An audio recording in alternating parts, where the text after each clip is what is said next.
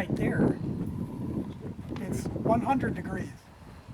What'd you say? I said 100 right before you said it. Okay, you're right on the money. 100 degrees, which is just slightly south of east, right? There's 90 is there. It's just a little, almost exactly east-west. So that line trends just slightly south of east. That line, or that orientation of that line, is what we call strike.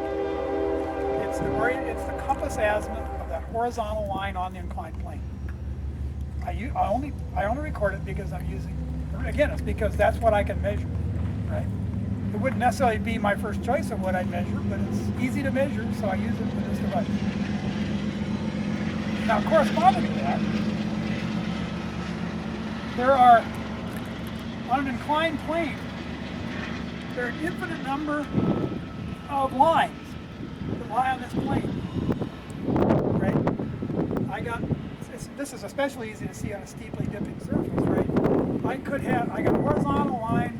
If I want to have, I have lines that, here's one that has an orientation, if I take that inclinometer, of like 45 degrees. There's a line that has an orientation of 45 degrees, but what does that mean? Doesn't mean diddly, right? But there is a line on here that does have, that's perpendicular to the strike line. Take your pencil back. Perpendicular to that strike line is a line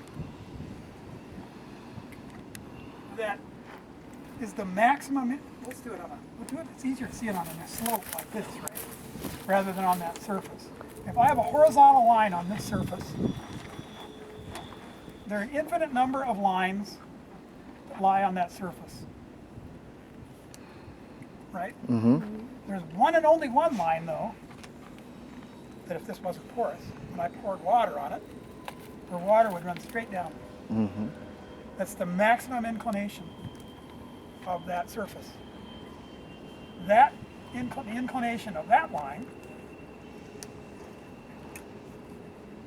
is that inclination is the dip of the surface.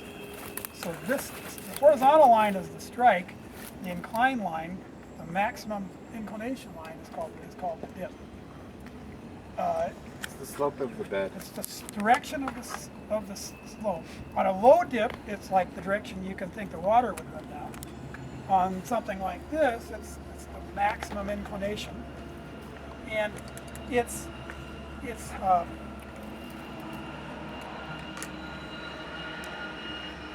always measured in the vertical plane, which is the other part of it. It has to be measured because this device with its inclinometer, and I have to put it right too. It has to be when you make the measurement, the device has to be vertical. If it's laying like that, then it won't give you the right orientation, right? It'll give the wrong. It has to have. It only works when the level bubble is in a vertical plane.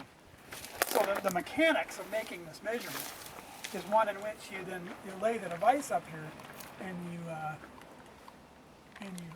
level the bubble with the device laying in a vertical plane parallel on the surface, parallel to the maximum dip direction. When you do that, and you level the bubble, I get like 86 degrees, right? Now,